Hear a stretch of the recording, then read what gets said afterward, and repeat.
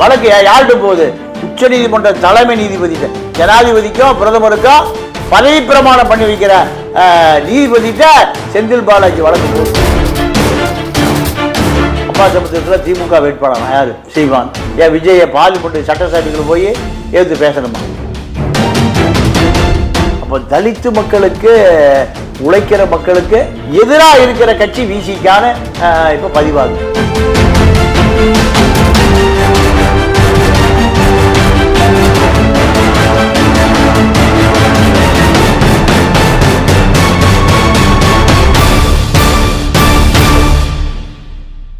நம் தமிழ் நேயர்களுக்கு வணக்கம். இன்றைக்கு அரங்கத்துக்கு வந்திருப்பவர் மூத்த பத்திரிகையாளர் தமிழா பாண்டியன் வந்திருக்காரு. அண்ணா வணக்கம். வணக்கம். சட்டமன்றத்தில் யாரும் எதிர்பார்க்காத அளவுக்கு இன்னைக்கு பாஜக எதிர்ப்பாலை போல பாஜக கொண்டு வர அத்தனை சட்டத்திட்டங்களுக்கும் இங்கே எதிர்ப்பாக தாவேகா ஒரு ஸ்டாண்ட் எடுத்திருக்கணும். நேற்று பார்த்தீங்கன்னா நீட்டுக்கு எதிரான ஒரு தீர்மானம், அதுக்கடுத்தது வெளிநாட்டில் இருந்து வரக்கூடிய அந்த வங்கியின் கட்டுப்பாடு, அந்த சட்டத்துக்கு எதிரான ஒரு தீர்மானம், இன்றைக்கு பார்த்தீங்கன்னா தொகுதி மறுசீரமைப்புக்கான தீர்மானங்கள். இந்த 3 தீர்மானமே யாருமே எதிர்பார்த்துருக்க மாட்டாங்க இப்படி ஒரு ஸ்டாண்ட் எடுக்கிறாங்க அப்படின்னு. உங்களுடைய கருத்து அது நீங்கள் எப்படி நான் பார்க்குறீங்க? இல்லை, 3மே அடிப்படையில் தமிழ்நாட்டுக்கு தேவையானது. நீட் என்பது சமூக நீதிக்கு எதிரானது, சமத்துவத்துக்கு எதிரானது. 12 வகுப்பு படிக்கிற பொழுது அந்த கல்வியே தேவையில்லை. நீட்டு அந்த பயிற்சி மையத்தில் பயிற்சி அடைந்தால் மருத்துவர் ஆகலாம், அது ஆக முடியாது. நீங்கள் சிபிஎஸ்இ படித்தால் மட்டும்தான் அந்த கேள்விக்கு பதில் எழுத முடியும். சாதாரண சாப்பாட்டு ஈயத்தட்டோடு புத்தக பையில் என்ன போது ஈயத்தட்டோடு போகிற அந்த மாணவர்கள் நினைச்சே பார்க்க முடியாது. அப்ப இந்த கல்வி பயனே இல்லை, எந்த பலனும் இல்லை. இந்த கல்வியால ஒரு பல்கலைக்கழகத்துக்கு போக முடியாது. பல்கலைக்கழகத்துக்கும் ஒரு நுழைவுத் தேர்வு வச்சிருக்கான். அப்போ இதெல்லாமே பார்ப்பனிய பனியா கும்பலனுடைய சதி. 54,000 கோடி ரூபா நீட்டு பயிற்சி மையங்கள் சம்பாதிக்கலாம். எவ்வளவு? 54,000 கோடி. இது வரைக்கும் 1,25,000 பேர் இந்தியாவில் இறந்து போயிருக்காங்க. நீட்டில் அனிதாவை போல இறந்து போயிருக்காங்க. இன்னைக்கு ஏறக்குறைய 1ஆம் தேதியிலிருந்து இன்று வரை வேல்முருகனுடைய திருவள்ளுவர் இல்லத்தில் மாணவர்கள் சாகும் வரை உண்ணாவிரதம். எந்த மீடியாவும் பார்க்கல, எந்த கார்பரேட் சேனலும் இதை பார்க்கல. அப்போ இந்த நீட் என்பது யாருக்காக? மேட்டுக்குடி சமஸ்கிருதமோ சிபிஎஸ்இ படிக்கிற அவர்களுடைய குழந்தை மட்டும்தான் டாக்டர் ஆக முடியும். மற்றும் யாரும் அந்த நினைச்சே பார்க்க முடியாது, நினைச்சே பார்க்க முடியாது. ஆனால் இதுவும் நேற்று ரொம்ப அருமையாக அதை எக்ஸ்பிளைன் பண்ணாங்க. அதாவது இந்த நீட் எக்ஸாம் எழுது மறைமுகமாக கொள்ளையதான் இது. ஒரு 583 மார்க் எடுக்கிற மாணவி கூட அவளால் மெரிட்ல போக முடியாது, பணம் கட்டி தான் போகக்கூடிய ஒரு சூழ்நிலை இருக்கு அப்படின்னு தான் நேற்று பதிவு பண்ணாங்க. இல்லை, உண்மைதான். அதாவது தமிழ்நாட்டை, இந்தியாவை பொறுத்த வரைக்கும் மருத்துவக் கல்லூரி என்பது மிக மிக கடுமையாக்கப்பட்டிருக்கு. சரி, வெளிநாட்டில் போய் படிக்கலான்னா வெளிநாட்டில் போய் படிச்சுட்டு இங்கே வந்தால் இங்கே ஒரு அந்த அந்த நுழைவுத் தேர்வு ரொம்ப கடினமாக இருக்கு. ஏறக்குறைய 25,000 பேர் எழுதுனா 2,500 தான் பாஸ் பண்ணுறோம். அப்போ 5 முறை 4 முறை தேர்வு எழுதியும் வெற்றி பெற முடியல. அவன் எங்கே போயிடறான்? மருந்து கடைக்கு வேலைக்கு போயிடறான், பார்மசியில் போய் வேலை பார்க்குறான். அப்போ இந்த இந்தியா யாரால் அமைக்கப்படுது? சமஸ்கிருத பார்ப்பனர்களால் அமைக்கப்படுது. பாப்பா குழந்தை, பார்ப்பன குழந்தை சிபிஎஸ்இ படிக்க வைக்கிறான். எல்லாமே அரசு அதிகாரியா இருக்கான், எல்லாருமே மேட்டுக்குடியில் இருக்கான். அவர்களுக்கு சிறப்பு சலுகை இருக்கு. மோடி இந்த பிஜேபி கவர்மெண்ட் கொண்டு வந்த பிறகு மக்களுக்கு போய் சேரவே இல்லை. ஆனால் வெளிநாடுகளிலிருந்து வரக்கூடிய அந்த என்ஜிஓ ஃபண்டு ஏறக்குறைய ஒரு இப்போ ஒரு லட்சத்துக்கும் மேற்பட்ட நிறுவனங்களை மூடிட்டான். பாஜக. ஏன்? அவன் தான் ஆதிவாசிகிட்ட போறான், மருந்து மாத்திரை எடுத்துட்டு எல்லாமே எடுத்துட்டு போறான். அவன் அந்த மக்கள் படிச்சுட்டு மேல வந்துடக்கூடாது. இந்தியாவில் குறிப்பா வந்து இந்த சிறுபான்மைய மக்களை வந்து அவங்களுடைய அந்த உரிமையை பறிக்கிற போலதான் இந்த இது கொண்டு வராங்க அப்படின்னு பேசுறாங்க. அது உண்மையா? நீங்க அந்த நிறுவனத்தை மூடிட்டா அதை நம்பி இருக்கிற பழங்குடியின மக்கள், பட்டியலின மக்கள் வாழ்வாதாரம், அவனோட கல்வி இலவசமா கொடுக்குறான். அதுதான் என்ஜிஓ வச்சிருக்கான். அப்போ அது என்ஜிஓ மூடிட்டா என்ன ஆகும்? கல்வியே கிடைக்காது. இதுல அமித்ஷா அதுல ஒரு சரத்து இருக்கு, இவர்கள் புதுப்பிக்கல, வருஷம் புதுப்பிக்கணும். அப்படி புதுப்பிக்கலைன்னா அரசியல் சொத்து எடுத்து. அப்போ இந்த நிறுவனங்களை காலி பண்ணி ஷெட்யூல் ட்ரைப்ஸ், எஸ்சி மக்கள் முன்னுக்கே வந்துடக்கூடாது திட்டம் போட்டு செய்யறான். இதை திமுக இத்தனை ஆண்டு காலம், அதிமுக இத்தனை ஆண்டு காலம் எதிர்க்கவே இல்லை. தாவேக்கா வந்த பிறகு அதை எதிர்க்குது. மூணாவது இன்னொரு சட்டம் என்னன்னா, தொகுதி மறு வரையறை. 543 சீட்டை 850 ஆக்குறான். இப்போ எடப்பாடி பிஜேபி ஆக்கிட்டார். அமித்ஷாவை விட அதிகமாக ஆதரிக்கிறார். ஏன்னா அவரை சேர்ந்த அலிபாபாவும் 40 திருடர்களும் பல ஆயிரம் கோடி வச்சிருக்கான். பிஜேபி ஆதரிச்சுதான் ஆகும். பிஜேபி ஆதரிச்சு தமிழனுக்கு எந்த உதவியும் கிடைக்காத கட்சிக்கு தமிழனே ஓட்டு போடலாம். பிரேமலதா அதை ஆதரிக்குது. 33% பெண்கள் வருவாங்கன்னு. ஏன்னா அதை ஆதரிச்சு ஆகணும். பிரேமலதா 2 மெடிக்கல் காலேஜ் இருக்கு. 5000 10,000 கோடிக்கு ரைடு வரும். இதுதான் தமிழருடைய நலங்கிற 1% கூட கிடையாது. நீங்க சட்டசபையில லீமா ரோஸ் இருக்கு, 5 லட்சம் கோடி. அந்த அம்மாவுக்கு ஒரு கௌரவ பதவி வேணும், அதனால எம்எல்ஏ ஆயிருக்கு. மக்களுக்காக நடக்குதா?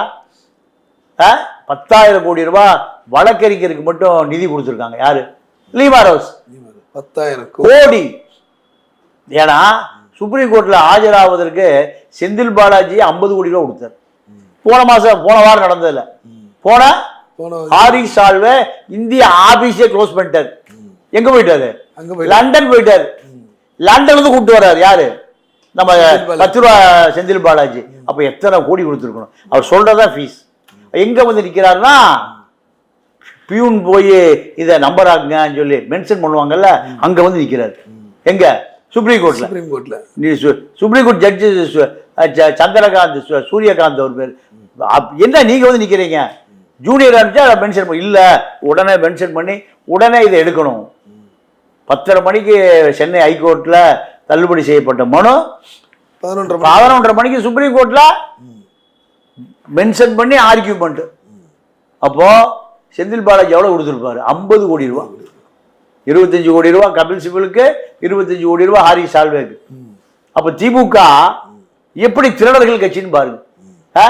ஒரு சாதாரண முன்ஜாமீனுக்கு எவ்வளவு? லண்டன்ல இருந்து வர்றாரு. வழக்கு யார்கிட்ட போகுது? உச்ச நீதிமன்ற தலைமை நீதிபதிட்ட, ஜனாதிபதிக்கும் பிரதமருக்கும் பதவி பிரமாணம் பண்ணி வைக்கிற நீதிபதிட்ட செந்தில் பாலாஜி வழக்கு போகுது. அந்த அளவுக்கு பவர்ஃபுல்லான ஆட்கள் எல்லாம் கோடி தான். அப்போ லீமா ரோஸும் கோடிகள், பிரேமலதாவும் கோடிகள், சௌமியா அன்புமணியும் கோடிகள். இவர்களெல்லாம் வீட்டில் பொழுது போகல, அதனால எல்லாம் சட்டமன்றத்திற்கு பொழுதுபோக்குவதற்காக வருகிறார்கள். இதை தாண்டி எனக்கு என்னமோ மக்கள் 1% கூட கிடையாது. இது வந்து அவங்க ஆதரிக்க மறுக்கிறாங்க. பிரேமலதா இல்ல, பிரேமலதா ஆதரிக்கிறாங்க. எதை? பிஜேபி ஆதரிக்கிறாங்க. அவ்வளவுதான். பிஜேபி ஆதரவு கூட்டம், எதிராக கூட்டம், வேற ஒண்ணு குழப்பவே வேண்டாம். சரி, இவ்வளோ தைரியமா வந்து தாவேகா இந்த ஸ்டாண்ட் எடுக்குன்னு சொல்லிட்டு நீங்க எதிர்பார்த்தீங்களா? இல்ல, இப்போ தாவேகாவை பொறுத்த வரைக்கும் அரசியலே தெரியாது, உண்மைதான். ஆனால் அரசியல் தெரிந்த ஒரு கூட்டம் பின்னாடி இருக்கு. இந்த திமுக அதிமுக திருடர்கள் முன்னேற்ற கழகத்துக்கு எல்லாருக்கும் அரசியல் தெரியும். பின்னாடி பல ஆயிரம் கோடி சொத்து இருக்கு. இதுதான் விஷயம். இப்ப இந்த தாவேக இளைஞர்களுக்கு அரசியலே தெரியாது, உண்மைதான். எல்லாம் டாஸ்மாக் கடையில் வேலை பார்த்தவன் தான், எல்லாம் தேங்காய் போய் சாப்பிட்டுட்டு இருந்தவன் தான். ஆனால் இவர்களை ஒரு கூட்டம் இயக்குது. அதனால அது இந்த 3 சட்ட வரையறைய சட்டமன்றத்தில் தீர்மானம் நிறைவேற்றி ஆகணும்னு முடிவு பண்றான். திமுக அதிமுக இத்தனை ஆண்டு காலம் ஆட்சியில எந்த தமிழகத்துக்கான நன்மை 1% கூட கிடையாது. இந்த பிஜேபி எதை சொல்ல அப்படியே கேட்டுக்குவான், காங்கிரஸ் எது சொல்ல அதை கேட்டுக்குவான். ஏன்னா திருடிட்டே இருப்பான். திருடுவதற்கு தான் கட்சி. கருணாநிதியும் சரி, ஜெயலலிதாவும் சரி, சசிகலாவும் சரி, திருடுவதற்கு தான் கட்சி. திருடத மக்களுக்கு ஆளுக்கு 2000 கொடுப்பான், ஓட்டு போட்டுருவான். யாராவது மக்களுக்காக 1% ஒரு துரும்ப கிள்ளி போட்ட ஒரு ஆளை காமிங்க. திமுக அதிமுகவில் இருக்கிற ஆட்கள் பாருங்க, எல்லா பண்ணையார்கள் தான் வருவான். பண்ணையார்களை ஒழிப்பதற்காக உருவாக்கப்பட்ட இயக்கம் தான் திமுக அதிமுக. இவன் பூரா பண்ணையார் தான். குறைந்தது 5000 கோடி ரூபாய்க்கு சொத்து உள்ள ஒருவர் கூட சட்டமன்றத்துக்கு போறதே இல்லை. ரொம்ப சாதாரண. இன்னைக்கு விசிகே எம்எல்ஏ வந்து ஒருத்தர் பேசுறாரு, தொகுதி மக்களை போய் பாக்குறது கூட எனக்கு வாகன வசதி இல்லை, செஞ்சு கொடுங்க. அது போலதான் நிறைய பேர் இருக்குங்க வந்திருக்காங்க. தாவேக்கால இருக்கக்கூடிய ஆட்களும் சரி, நாங்கள் அப்படிதான் இருக்குன்னு சொல்லிட்டு ஒரு கோரிக்கையை வச்சிருக்காங்க. இல்ல 1.5 லட்சம் ரூபாய் சம்பளம் வருது, ஒரு நாளைக்கு 5000 ரூபாய் சம்பளம் கொடுக்குறாங்களே. ஒரு நாளைக்கு எம்எல்ஏ சம்பளம் எவ்வளோங்க? 5000 ரூபாய். ஒரு நாளைக்கு 5000 ரூபாய். சட்டசபை கூடுனால 5000, கூடுனால 5000. 1.5 லட்சம் ரூபாய் அவர்களுக்கான வசதி வாய்ப்பு, பெட்ரோல், டீசல், சம்பளம் எல்லாம் எவ்வளவு? 1.5 லட்சம். கம்யூனிஸ்ட் கட்சிக்காரன் எவ்வளவு சம்பளம் தெரியுமா? சொல்லுங்க. 15000 ரூபாய் சம்பளம். அவ்வளவுதான் சம்பளம் உங்களுக்கு. 10,000. கம்யூனிஸ்ட் கட்சிக்காரனுக்கு 10,000 ரூபாய் தான் சம்பளம். எம்எல்ஏ ஃபண்ட அப்படியே கட்சி கொடுத்துடணும். கட்சி ஒரு காரும் ஒரு டிரைவரு டீசல் அடிச்சு கொடுப்பாங்க. இந்த 10,000 ரூபாய் தான் அவருக்கு சம்பளம். அதுல தான் ஒரு வாழ்க்கையை ஓட்டிக்கணும். அதுதான் கம்யூனிஸ்ட். ஆனா ஜோதிமணிக்கு 1.5 லட்சம் ரூபாய் கிடைக்குது. ஜோதிமணிக்கு எம்எல்ஏ பதவி சும்மா கிடைச்சது. நீ விசிகாவா? நீ எந்த கட்சி? நீ விசிகாவா? அங்க எத்தனை பேர் செத்து போனவர் இருக்கான், சுண்ணாம்பானவர் இருக்கான், கஷ்டப்பட்டவர் இருக்கான், தடா பொடாக்கு போனவர் இருக்கான். ரவிக்குமார் கூட உனக்கு ஈஸியா கிடைச்சது.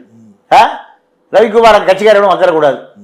ரவிக்குமாருக்கு எந்த கட்சிக்கார எவனும் உழைச்சும் வந்துடக்கூடாது, எவனும் வந்துடக்கூடாது. நம்ம மட்டும்தான் இருக்கணும். நம்ம தான் தாட்கோ ஃபண்டை எடுத்து சாப்பிடணும். டெல்லி வீட்டை வாடகை விட்டுறணும். டெல்லி வீட்டை வாடகை விட்டுறணும். 5 கோடி ரூபாய் நாடாளுமன்ற உறுப்பினருக்கான நிதி 18% தலித் மக்களுக்கு கொடுக்கணும். கழிப்படம், அடிப்படை வசதி எல்லாம் கொடுக்கணும். இது அக்கௌண்ட்ல அவர் அக்கௌண்ட்ல இருந்து எடுத்து அந்த சொந்த அக்கௌண்ட்ல போட்டுக்கிறாரு. இப்படி புகார் மேல வந்துருக்கு. வீட்டை வாடகை விட்டு 4 லட்சம் ரூபாய்க்கு வாடகை விட்டுருக்காரு. 12 வருஷம் எவ்வளவு வாடகை வருது? 50 லட்சம் ரூபாய். 5 வருஷம் 2.5 கோடி ரூபாய் வாடகையில மட்டும் வருது. ஒரு தலித் நம்ம பெடிஷன் போட்டான் எங்க லோக்சபா தலைவருக்கு, விசாரணைக்கு வரப்போகுது.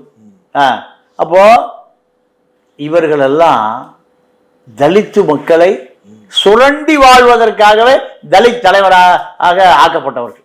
தொடர்ந்து இது போல முறைகேடுகள் நடந்துட்டு தான் இருக்கு அந்த துறையை பொறுத்த வரைக்கும். சரி, ஆனா அதுக்கு வந்து பல்லாயிரக்கணக்கான நிதி ஒதுக்கியும் சரியான மக்களுக்கு போய் சேரலன்னு 7000 தொகுப்பு வீடுங்க, காலனி வீடு இடிஞ்சு விழுகிற நிலையில் இருக்கு தமிழ்நாட்டுல. ஈஸியா இல்ல, தமிழ்நாடுல போல நான் சொல்ல ஈஸியா இல்ல. கடலூர்ல இருந்து சென்னை வரைக்கும், கடலூர் டு சென்னை 200 கிலோமீட்டர் வருமா? அவ்வளவுதான் இருக்கு. 200 கிலோமீட்டர்ல எவ்வளவு வீடு? 7000 வீடு தலித்து காலனி வீடுகள். நீ கட்டும் போதே பாதி திருடி தின்னுருவான், தெரியுமில்ல உங்களுக்கு? கவர்மெண்ட் கான்ட்ராக்ட் என்ன பண்ணுவான்? பாதி திருடி தின்னுருவான். அத்தனை அதிகாரியை 10% 5% எடுப்பான். எம்எல்ஏ கொடுக்கணும், எம்பி கொடுக்கணும், எல்லாத்துக்கும் கொடுக்கணும், ஏஇ கொடுக்கணும், ஜேஇ கொடுக்கணும், வட்டத்தை கொடுக்கணும், எல்லா கான்ட்ராக்ட் எல்லாம் எடுத்து திம்பான். 7000 வீடு எப்போ வேணா இடிஞ்சு கொடுக்கும். போன ஆட்சியில் 3500 கோடி ரூபாய் தாட்கோ ஃபண்டு. யாருக்கு? ஒடுக்கப்பட்ட மக்கள் கொடுக்கப்பட்ட ஃபண்டு. மகளிர் உரிமை தொகை 1000 ரூபாய் பயன்படுத்தி எதுக்கு எடுத்துக்கிட்டான்? இந்த 4 திமுக எலும்பு தூண்டு விசிகால இருந்தீங்கல்ல, நீங்க தலித் அடையாளத்தோட இருந்தீங்க, ரிசர்வ் தொகுதியில் இருந்தீங்க. ரவிக்குமார் உட்பட ஏதாவது பேசியிருக்கீங்களா? இப்படியா 3000 கோடி திருடி திங்கிறீங்களா? என் மக்களுக்கு போக வேண்டியது இப்ப பேசுறீங்களா? ஆனா அதை எதிர்த்து கேட்ட பல தலித் தலைவர்கள் பழி வாங்கப்பட்டார்கள். நீங்க திண்டிவனத்துக்கு பக்கத்துல 100 ஏக்கராவில் ஒரு பெரிய இன்டர்நேஷனல் ஸ்கூல் கட்டியிருக்காரு ஜெகத் ரட்சகன். அது தலித்து இடம், பஞ்சமி நிலம். அப்போ இத ஒரு பிசி இளைஞன் தட்டி கேட்டு நிறுத்திட்டான். செல்வ சீமானா ஏதோ நல்ல பேர். அவன் மர்மமாக செத்து போயிட்டான். அவன் விசிக்காத கட்சி நீக்கிட்டாங்க. எல்லாம் ரவிக்குமார் பண்ணாதான்.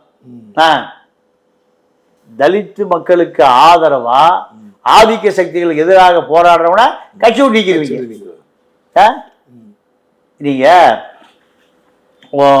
அலாவுதீன்னு ஒரு விசிகா தொண்டை, ஒரு முஸ்லீம், அவரு கல்யாணமே திருமா தலைமையில நடந்திருக்கு. சொட்ட பழனின்னு ஒரு விசிகாவுக்கு 6 மாசத்துக்கு முந்தி தான் வந்தான் ஒரு இளைஞன். கமலக்கண்ணன் ஒரு வன்னி இளைஞன் 7 லட்ச ரூபா வேலை வாங்கி தரேன்னு ஏமாத்தி விட்டான். இவர் நியாயமா வாங்கி கொடுறான்னு இந்த அலாவுதீன் மேல அவரு விசிகா இவரு விசிகா பிசிஆர் கேஸ் கொடுத்தான். டிஎஸ்பி கூட விசாரிச்சு பஞ்சாயத்து திருமாட்டை வந்து அதை வாபஸ் வாங்கியிருக்காங்க. அப்போ பிசிஆர் ஆக்ட் எதுக்கு பயன்படுத்தப்படுது? சொந்த விசிகா மேலே விசிகா போடுறான். அப்ப இவனெல்லாம் யார் எதற்காக தயாரிக்கப்பட்டார்? சொட்ட பழனி, கமலக்கண்ண, அலாவுதீன். அப்போ விசிகோட நடந்த விஷயம். அப்போ தலித்து மக்களுக்கு, உழைக்கிற மக்களுக்கு எதிராக இருக்கிற கட்சி விசிகான இப்ப பதிவாகுது. ஏன்?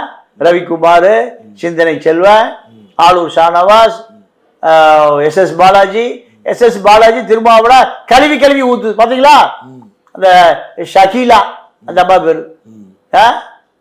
அப்போ இந்த கட்சியினுடைய கட்டுப்பாடு செதஞ்சு சுண்ணாவண்ணம் ஆயிப்போச்சு. தலித்து மக்களுக்கான கட்சி இப்ப தலித்து மக்களுக்கு எதிராக நிக்குது. 3500 ரூபா போன ஆட்சியில் எங்க போச்சு சொல்லுங்க, அதை மட்டும் சொல்லுங்க, வேற ஒண்ணும் வேண்டாம். எங்க போச்சு அந்த தாட்கோ பணம்? அப்போ நீங்க தலித் மக்களுடைய பிரதி சட்டசபையில எழுதிருக்கணுமா இல்லையா? ஏன் உங்களுக்கு பிடபிள்யூ கான்ட்ராக்ட், ஐஎஸ் கான்ட்ராக்ட் எல்லாமே அதுல கமிஷன் வாங்கிட்டீங்க. ஆனா அதே தப்பு தாவேக்கால நடைபெறாம இருக்கிறதுக்கு விஜய் அரசுக்கு நீங்க கூறும் அறிவுரை என்னன்னா, நீங்க இந்த அரசு மக்கள் 1.5 கோடி பேர் நம்பி ஓட்டு போட்டிருக்காங்க. தலித்து வாக்கு அப்படியே கொத்து கொத்தா உழுந்துருக்கு. கடந்த ஆட்சியில நடந்ததை போல தாட்கோ ஃபண்டு, சப்ளான் ஃபண்டு, இதெல்லாம் முழுமையாக அந்த மக்களுக்கு போய் சேரணும். இதை கண்காணிப்பதற்கு ஒரு கமிட்டி போடணும். அந்த கமிட்டியில் பல திருடர்களாக வந்திருக்கான். 100 கோடி ரூபாய் அடிச்சுட்டு ஓடி போன ரமேஷ்னு ஒரு என்ஜிஓ இப்போ போட்டிருக்கிற அந்த பட்டியலுக்குள்ள வந்திருக்காரு. எப்படி சரியா இருக்கும்? எப்படி சரியா இருக்கும்? கந்தசாமி போன ஆட்சியில் எஸ்சி எஸ்டியினுடைய தமிழ்நாடு தலைவர், அவர் ஏன் இன்னைக்கு வரைக்கும் வச்சிருக்கீங்க? இன்னைக்கு வரைக்கும் ஏங்க இருக்காரு அவரு? போன ஆட்சியில 3500 கோடி ரூபாய் போன இடம் அவருக்கு தெரியும். அவர் ஒரு ஐஏஎஸ் அதிகாரி. அவர் மீண்டும் அவருக்கு பதவி கொடுக்க என்ன காரணம்? திருடி கொடுப்பாரு. வேற என்ன நோக்கம் இருக்கு? பழைய திமுக ஆட்சியில திருடியதை அது 3500 விஜய் அவர்கள் உன்னிப்பா கவனிக்கணும். கண்டிப்பா கவனிக்கணும். கவனிச்சா இந்த ஆட்சி மீது ஒரு நல்ல மக்களுக்கு மீண்டும் ஓட்டு போடுவதற்கு வாய்ப்பு இருக்கு. இல்லைன்னா இது ஒரு திமுகவாக மாறும். இப்போ அடுத்து இன்னொரு சினிமா தியேட்டருக்கு போயிடுவான். இப்ப கமலா தியேட்டர்ல இருந்து அடுத்து ஆழ்வாடி தியேட்டருக்கு போயிடுவான். இப்ப ஆழ்வாடி தியேட்டர் தனுசு தயாரா இருக்காரு. 234 தொகுதிகளையா அவர் அரசியல் களத்துக்கு வர தயாரா இருக்காரு. இப்ப விஜய கமலா தியேட்டர்ல பிடிச்சான். அடுத்து தனுஷ் எங்க போய் பிடிப்பான்? ஆல்பர்ட் தியேட்டர்ல போய் தலைவா நீயே முதலமைச்சர் நாற்காலிக்கு வா.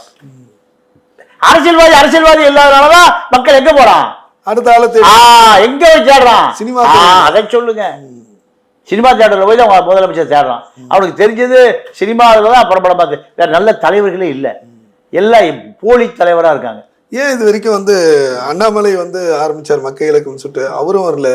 சீமானால ஏன் வர முடியல? அதாவது காமராஜர் தோத்து போயிட்டாரு. ஏன் தோத்துன்னு ஒரு பெரிய ஆலோசனை கொண்டுமா கடைசியா வந்தாராம். மக்கள் ஓட்டு போடலன்னு நம்ம தோத்து போயிட்டு போயா, இதுக்கு ஒரு கமிட்டி, இதுக்கு ஒரு கூட்டம், மக்களுக்கு நல்லது செய்ப்போம். இதுதான்.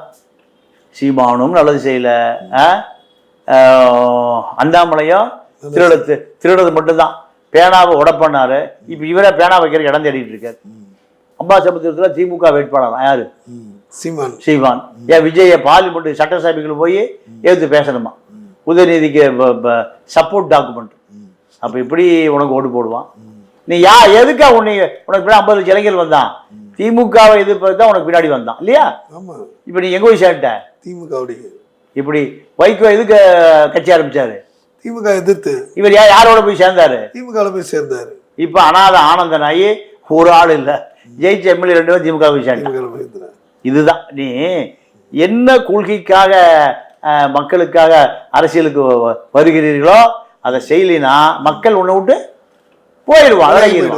இதுதான் விஜயகாந்தி நடந்தது, சீமாவுக்கு நடந்தது, ராமதாஸுக்கு நடந்தது, எல்லாருக்குமே, வைகோக்கு நடந்தது. தோல்வி கண்டவர்கள் அத்தனை பேரும் மக்களை ஏமாத்த ஆரம்பிச்சான். எடப்பாடிக்கு என்ன நடந்தது? குளத்தூர் ஸ்டாலின் என்ன நடந்தது? நீ உண்மையான மக்கள் தலைவர் ஸ்டாலின். நீங்க பாபு ஸ்டாலின் ஒன்னா தாத்தா திமுக அத்தனை பேர் ஜெயிச்சிருக்காங்க, இவர் மட்டும் ஜெயிக்க. அப்போ மக்களுடைய கோபம் பெருங்கோபமாக மாறும். நிச்சயமா இதெல்லாம் வந்து இந்த அரசு உன்னிப்பாக கவனிச்சு மக்களுக்கு நல்லது செய்தாங்களா தொடர்ந்து இந்த ஆட்சியை தக்க வைக்க முடியும். ஆட்சி திமுக ஆட்சி மாதிரி தாவேக ஆட்சி மாறும். நன்றி, வணக்கம்.